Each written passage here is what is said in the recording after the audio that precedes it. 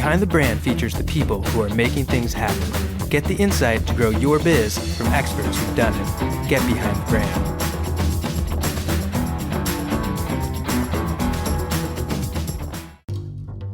This episode is brought to you by Veridesk.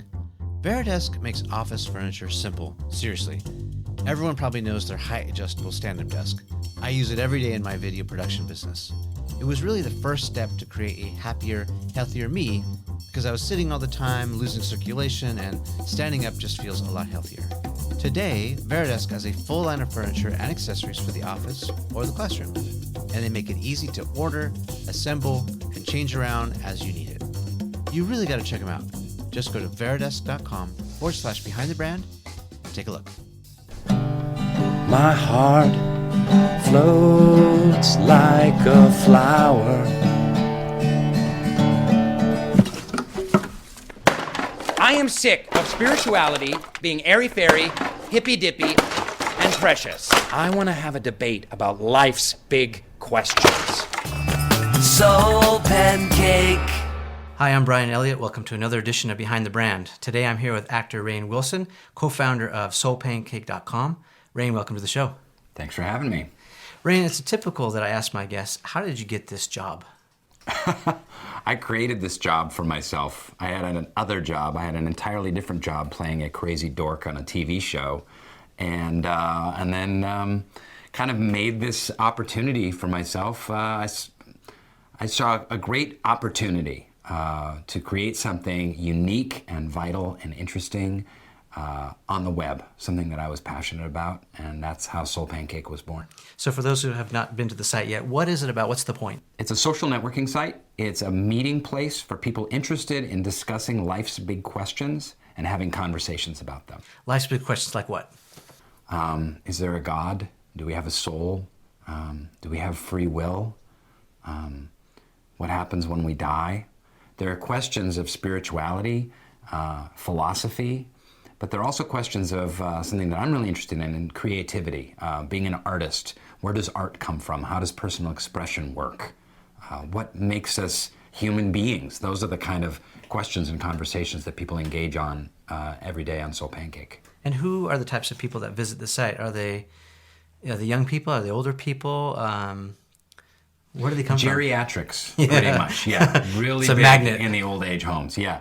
No, we have the craziest melange of people. They're mostly young folks all over the world. A lot of people in England and Australia, India, Russia, other places, and a lot of young Americans as well. And the great thing about Soul Pancake is that it's people of every different stripe. I mean, we have plenty of atheists, agnostics are most people. We've got born-again Christians, Mormons.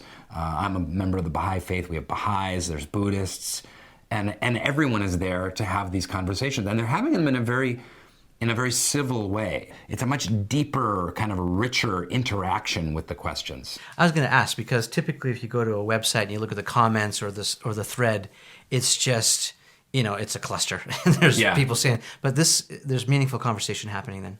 There's meaningful conversation, people digging deep, and it's not just kind of naysayers and negative people. There's not trolls. There are people that are really interested. I mean, there's some windbags, don't get me wrong. Yeah. But there's people interested in exploring this stuff. And that's why I wanted to create it, is I wanted to create a website that I would have loved when I was in my early 20s.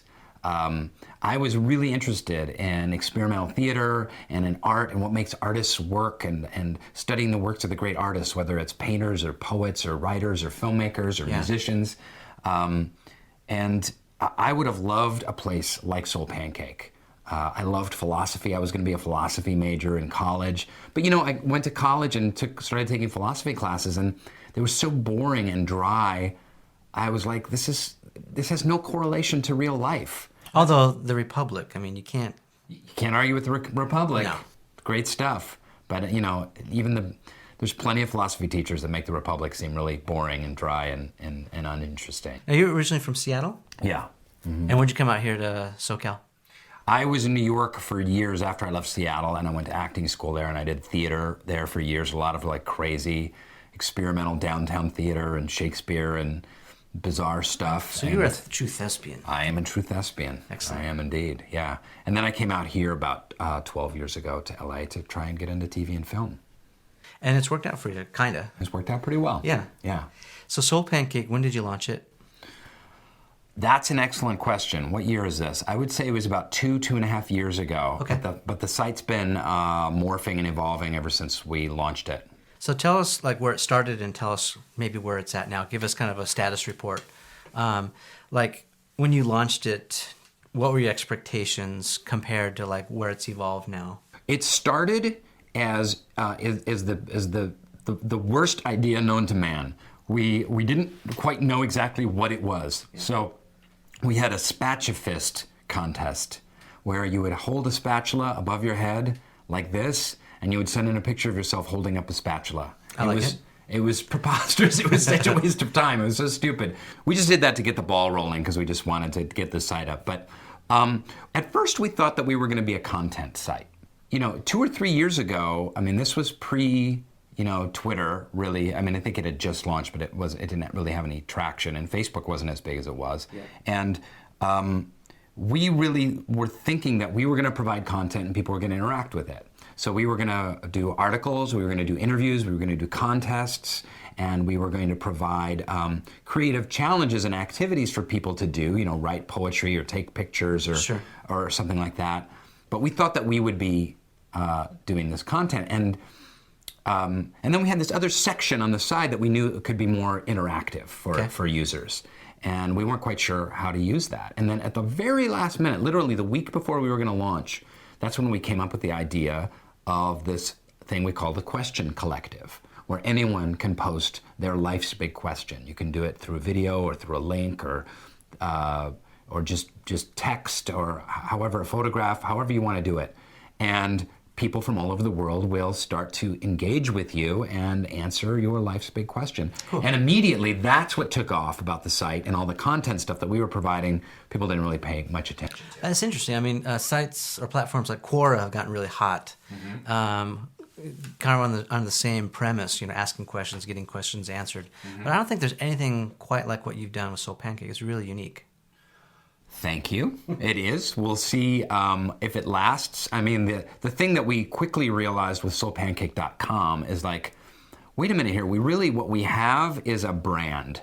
We want to reinvigorate the way people talk about life's big questions, about philosophy and spirituality. Mm-hmm. Those have gotten so dry. And in terms of spirituality, it's just banal and sentimental and gooey, or else it's like born again, kind of really fundamentalist kind of religion that turns people off. But people are just genuinely turned off by any kind of discussion of anything having to do. You want to clear a room, you just bring up God and you'll clear a room like that. Yeah. No one wants to talk about that stuff. So I was like, let's create a place where people can talk about that stuff and make it kind of hip and cool and fun. Yeah. The site is real playful. I mean, it's fun and it's, it seems, I don't know. We wanted it to feel irreverent and fun at the same time.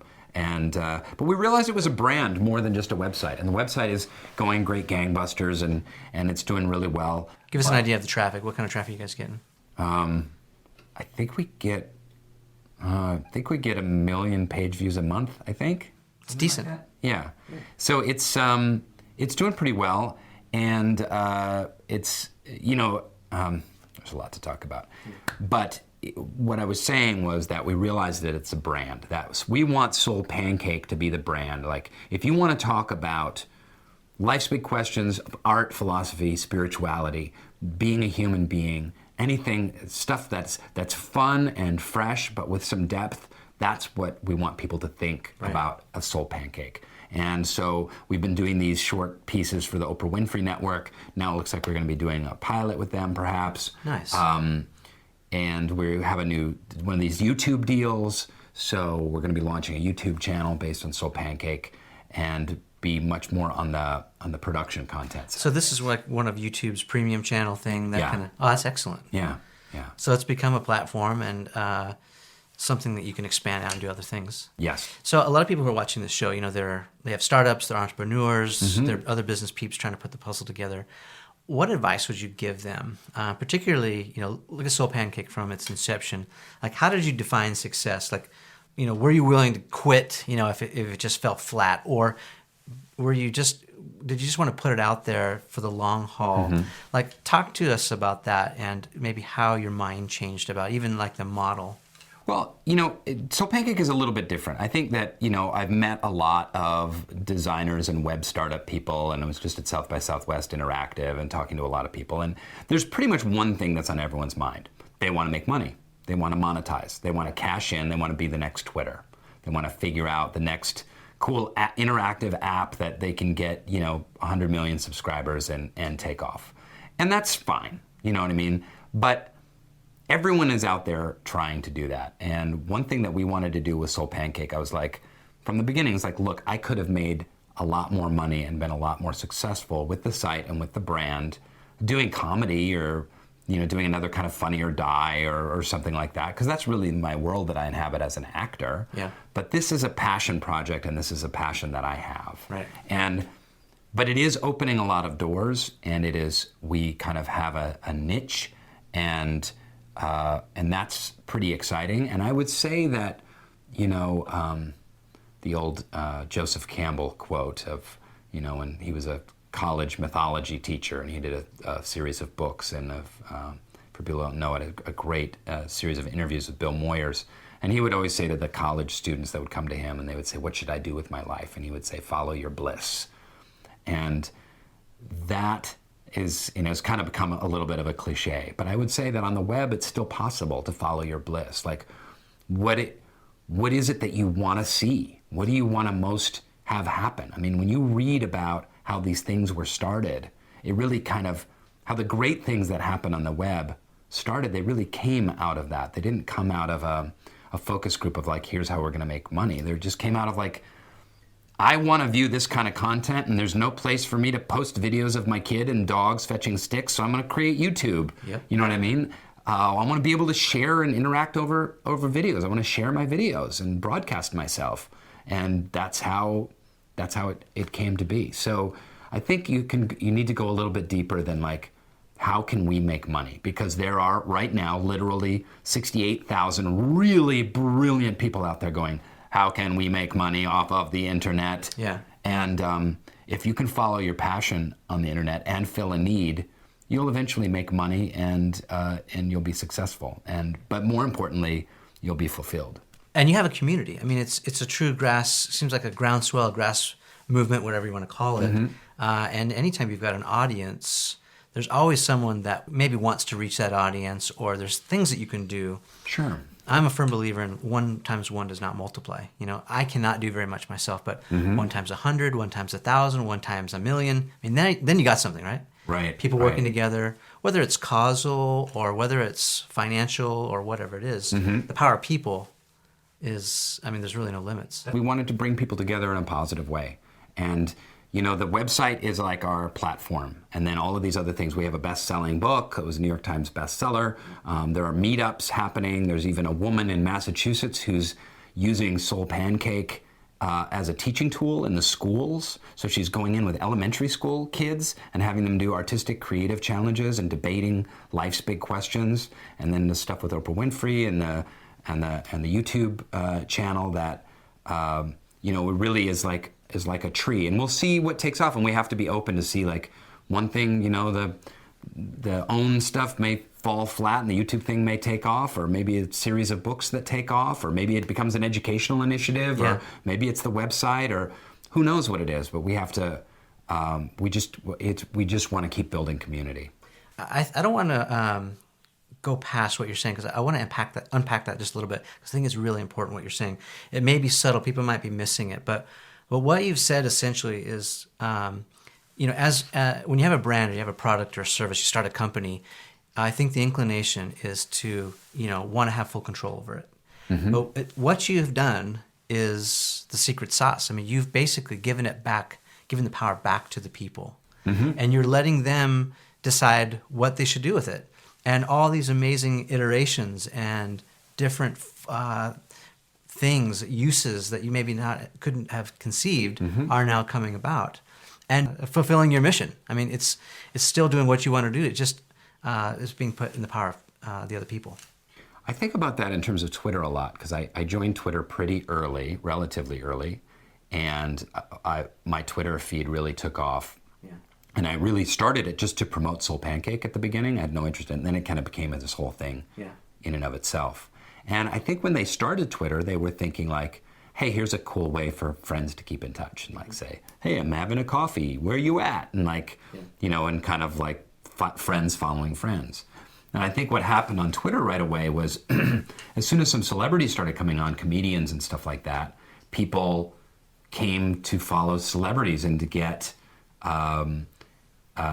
jokes on Twitter. And that kind of brought people because they would follow the comedians and get jokes. And then more and more different kinds of celebrities came. And then they wanted updates from all different kinds of celebrities. And it kept growing because it really became about like, you know, what's Terrell Owens going to tweet about, or what's, you know, Kim Kardashian going to tweet about, or what kind of celebrity train wreck is going to happen. Yeah. And then, you know, with the Iranian Revolution and in Libya, and I just read today that there was a coup in Mali. The army took over Mali, killed the president, and took over the royal palace. And they sent out an official tweet of the coup. To announce it, yeah. To announce it. So now it's shifting to kind of this world news unfolding like an amoeba of news. But what they did is they created a platform where it could do that. It wasn't so rigid that they're like, this is our idea and we are creating an app where you scan it and then you will find bargains at a store near you, and when you meet up with people at an airport you will exchange, and that, you know, you have this, it has enough gooiness to be able to be malleable and adapt. It is amazing. It's the now web, and a lot of people say, you know, news doesn't break anymore, it tweets. Mm-hmm. And, you know, even thinking back to that airplane that crashed in the Hudson, and, you know, the Japanese journalist that was kidnapped in the Middle East and, you know, tweeted from the phone, tricked his captor and said, you know, I'm being held captive. He tweeted that out. We're finding amazing uses, whether it's early warning for earthquakes or tsunamis, or getting access to your favorite athlete or celebrity. It's pretty cool stuff. Yeah. How's it changed your life? I mean, do you feel...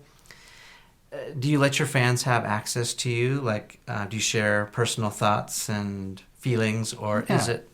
Sure. People. That was another reason that I was interested in Twitter right away. Was I wanted people to be able to get to know me different than Dwight. They just know me as my character, and then, you know, I'd even walk down the street and people would be like, "Dwight, yo, hey Dwight, it's Dwight. Hey, look, it's Dwight," and they didn't know me as an actor named Rainn Wilson who has this life and is this kind of different kind of weirdo other than the character Dwight. And so this was a way for people to just kind of get to know me. And I love you on Galaxy Quest, by the way. Oh, thank you. Thanks so much. Thanks for remembering. My first job in LA, actually. Was it? Yeah. But so that's been very successful for people to get to know me. And now it's this double-edged sword because now I am very well known for my online presence, for my Twitter feed, and for Soul Pancake, and for various ventures that I am starting, almost as well known as I am as an actor. Yeah. And, you know, I started to be an artist, and I have to be careful because I want to be an artist more than I want to be a mogul.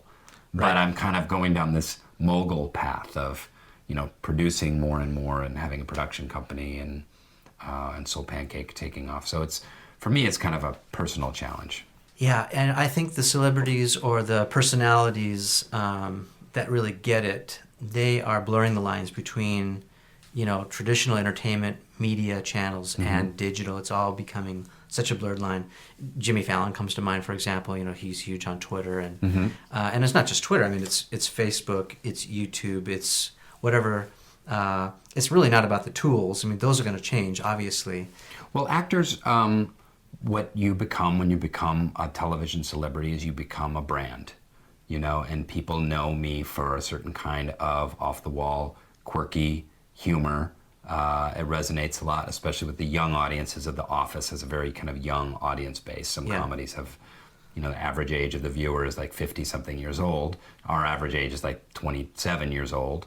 And so I have to be very conscious of like, what is this Rainn Wilson brand? Yeah, what are you putting out there? I don't want to take myself too seriously because that's not me. You know, I can't do that. Are you naturally funny all the time? Do you want to be?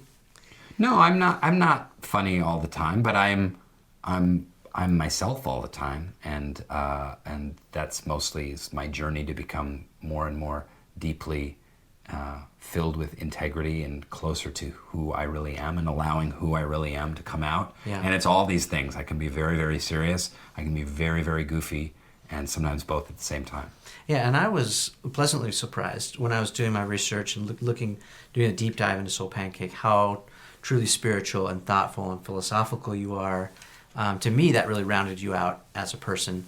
A couple of my perceptions from some of my favorite movies and shows, a little bit different, seeing the human side of you. So I thought that was nice. Let's talk about failure.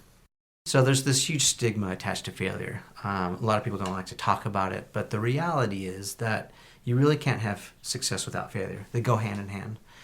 From the perspective of, hindsight's 2020, talk to us and maybe share some of your experiences with some of the people that might be watching that might want to know, what have you had to go through to get to where you are now? Because I'm sure people watching, especially people who may be starting over or starting for the first time, they're struggling, they're constant rejection, or what they're doing is not working, or they're just not making it happen. Share some of that if you've had any. What are some of your failures or some of the do-overs you wished you had? Haven't had any. Thanks so much. So long. My road has been littered with failures all along. I got out of acting school, and I couldn't get an agent. And my first job as an actor was touring for a year and a half on a bus and truck Shakespeare show, playing the nurse's assistant in Romeo and Juliet. And I had no agent, and I started at the very, very, very bottom. I believed in myself, and I knew that I needed to act, and I knew that I was good. I knew that I needed to get better, and I always kept my goal as to just become a better and better actor. My goal was never to become famous. My goal was to become a working actor, so I didn't have to wait tables and do catering and drive a moving van. And so I knew that to do that, I needed to be better and better. So I was always taking workshops, doing readings, getting groups of friends together and putting on plays and shooting short films and just honing my skills as I kept auditioning. And I just started at the very, very bottom, and then got some little jobs in town and got a little bit better agent, and then a little bit better jobs, and then my first TV gig, and then another little bit better agent, and I started at, my wife calls it the Amway pyramid. I started at the very bottom, climbing my way up to the top. But I've had some extraordinary failures. I had a huge break.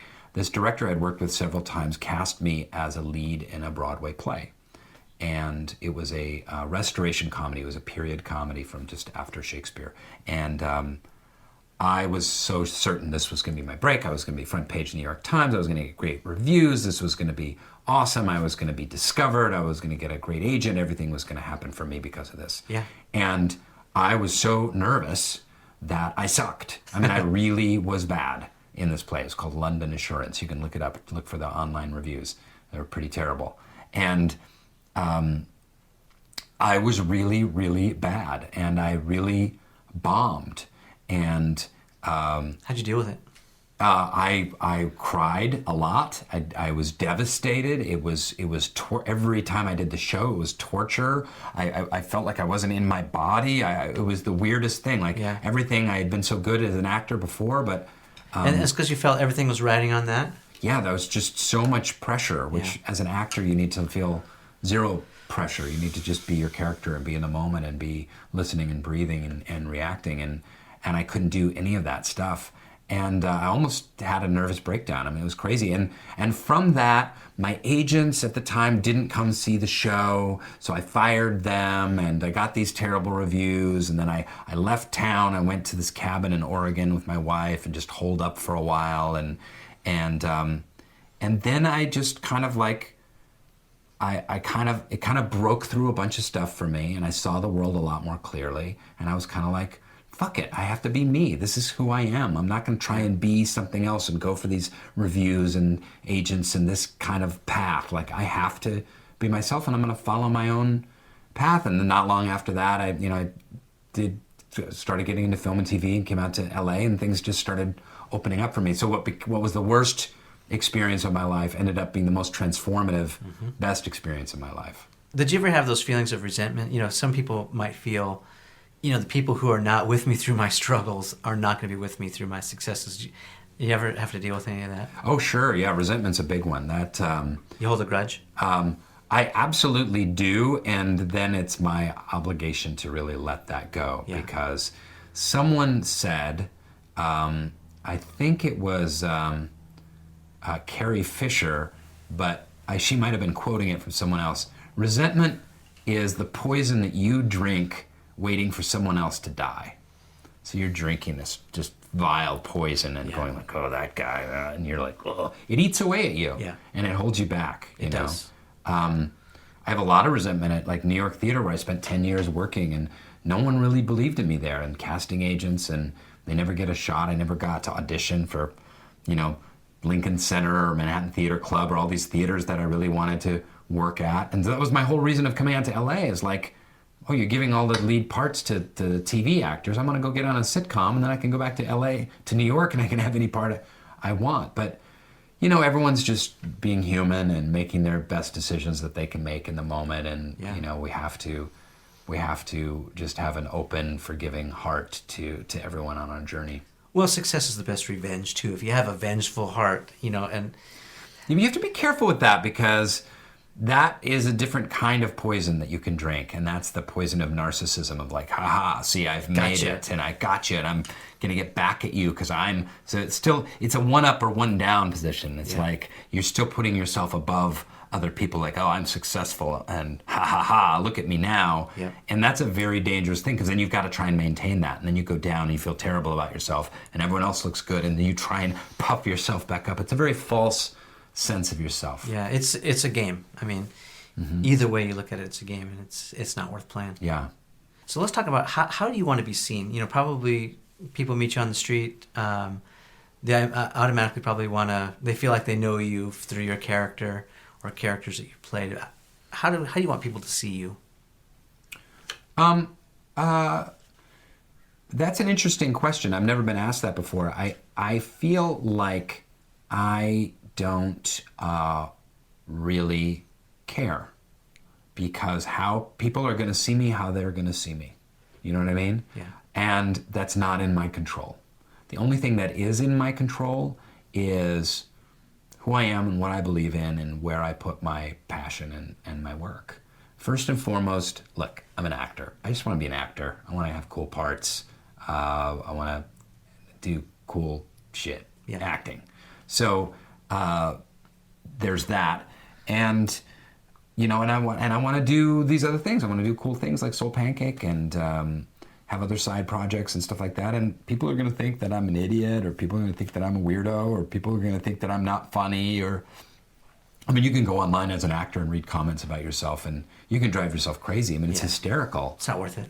It's not worth it, and it really stopped. It used to really bother me. I remember one of my first TV guest spots I got was on Charmed, and I played the demon alchemist Kirkan. It was just terrible. It was just the worst part ever written. But it was, again, there was a high pressure for me. I felt like, oh, I got to do really good. It's the lead guest part on this show, and it was very popular at the time and stuff like that. And then I did it, and I was not really good on. In fact, I was terrible in that. But I searched the online comments, and there was this big Charmed fan, some girl that hated me and everything that I did. And she went on every TV. It was like pre-Google alerts, but I looked through the Google pages to see what people were saying. Rainn Wilson, Charmed, see about me, my performance. And this girl on every, Television Without Pity, and on the Charmed websites, and all the different websites, she was like, and she nicknamed me Piggy. She's like, he looks like a pig. He's got a fat face and a little round nose. He's a piggy. She had your number. And she started talking about Piggy this and Piggy that. And it's like, there's, God bless her. I hope that she finds eternal great happiness and fulfillment. And it's none of my business looking online about what people are saying about me. I just need to try and do the best job possible. You know, the irony too is that a lot of people will project how they feel about themselves onto other people.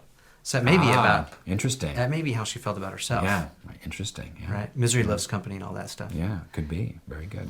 I know you've been traveling abroad too. You're very vocal and public about your trips, like to Haiti and different places.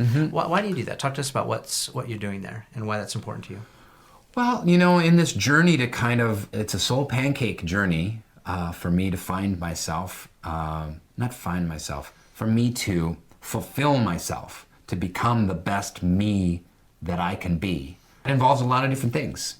And one of them is helping people that are less fortunate and trying to figure out how to use your skills to help people. I mean, you don't have to have a lot of money. Everyone has some kind of skill that they can put to use towards making the world a better place. So is it about getting a different worldview? I mean, there's a lot of people here locally, probably within a stone's throw of here, that they need help. But is it something special about traveling to another country and getting a different worldview or perspective? Well, that's an interesting point that you brought up right there, because I do get that a lot. Like I get it on Twitter, let's say, and I'll say like, "Oh, I'm going to Haiti to teach some workshops or help build a school or whatever," and people will be like, "Why are you going to Haiti? There's plenty of people right near home that need help. I mean, why don't you just go help people in your own town?" Right.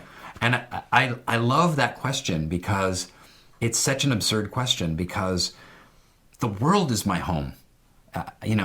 We're in Agora Hills, California. Like, I don't need to help people in Agora Hill. What does that mean? Or does it need to be in LA County, or it can be LA and Ventura County, or you can only help people in Southern California, or it has to be California, or it has to be the Western United States, or it has to be United States, but it can't be Mexico, and it can't be Canada. Okay, it can be North America. Like, how do you divide where people need help? You go somewhere, people need help. They need schools in Haiti, and they need education, and it's something I really believe in and want to help raise money for, and so I'm going there. Maybe I'll go, some other neighborhood later on. So I think that's a journey that's a discussion that will no longer be happening 10 years from now. 10 years from now, kids will just see themselves as world citizens, plain and simple. It doesn't matter that through an accident of genes, like my consciousness went bloop in Seattle, Washington, and I was named Rainn Wilson, and I was this big, fat, weird-looking baby in Seattle going, ah. I could have just been born in Swaziland or Nepal or Japan. I mean, I just happened to be a big, white, fat baby, and this is what I am. So I have no clinging to like, I'm American, goddammit. It's like, I'm a person. I'm a human being. You go where help's needed. Yeah. Yeah. And I think that's another function of what's happening with this digital revolution is it's breaking down barriers. It's not about, country per country. It's about people. It's about the world. Yeah. And I think like never before, the internet or platforms like Twitter and Facebook are giving people a voice in places that they didn't have, and also being a platform or a spotlight to point out places where certain groups of people need help or support where they otherwise couldn't get it. There's questions on Soul Pancake that are so intimate and vulnerable, and that's when I really feel really proud of what we've built. Some teenager in Duluth, Minnesota, writing in, feeling suicidal, and dealing with, the death of a parent and a grieving process and not being understood at school, and having a series of life's big questions having to do with their own personal journey, and getting really good feedback from people from all over the world, and finding a home and a place to belong and a sense of connection. And that's a great service that Soul Pancake has provided people as well. Rainn, what is the hardest thing you've ever done? Or give me what are some of the most difficult things you've had to do in your life? The hardest thing I've ever had to do, that's a great question. The hardest thing I ever had to do was make money in New York City when I was dirt broke. And I did all these terrible jobs. I was a dog walker. I had my own man with a van kind of moving service, hauling futons up 4th floor walk-up apartment buildings at, when it's 106 degrees out on the Lower East Side. And then going to a catering gig or waiting tables or doing anything I needed to do to get by. I think that's that's kind of the hardest I've ever done. But I'm grateful for those experiences because you know I know I had to work to make rent, you know, and you know, but that's tough, you know, multiple jobs trying to make ends meet. That's really, I mean, there's a lot of hard things I've done as an actor. You know, talk shows are hard to do. Saturday Night Live, hosting Saturday Night Live is hard to do and stuff like that. But they're not as hard as trying to make the next month's rent by hauling boxes of books up staircases. And you're a father. I am. You talk about your son. You tweet about him. You talk about him on Facebook. How, you know, I think a lot of people watching this are also trying to figure out the whole work-life balance thing. You have any tips or advice about fatherhood or work-life balance? Yeah, I think that this goes back to this discussion and kind of what we've been talking about from the very beginning, which is integrity. And you look at the word, the root word of integrity, and it's integral, you know, and that comes from also is the root word of integrated. And that's really what I want to be, as an integrated human being. So all of these things that I believe in and that I do, I have a spiritual life, I have my family life, I have my work, I have my hobbies, and I have Soul Pancake, I have all of these different things. And I really want them to not be compartmentalized, but to be all full expressions of who I am as a human being. And that way I will be able to be of maximum service to the world. So that's, I would say, for, you know, anyone watching about, you know, trying to balance all of these different things. Don't look at it as like, it's not juggling. You're not like, they always talk about it like I'm juggling home, family, and stuff like that. It's like you have to like swallow all those juggling balls and internalize them and say, I am all of these things. I can be all of these things. I can have a family, I can have friends, I can have a spiritual life, I can have an intellectual life, I can have fun and hobbies, I can be irreverent and cool and weird and have a great profession and make money, and I can do, listen to me, I sound like Tony Robbins. I sound like a self-help guru. When did that happen? You're selling it. I'm buying it. All right. We've been spending a little time with Rainn Wilson. Rainn, thank you so much for spending some time with us. I hope you learned something. Really hope you have continued success with Soul Pancake. It's awesome. Love the idea. Thanks. Love you. Great. Kudos to you. I love you too. Thanks. Good talking to you.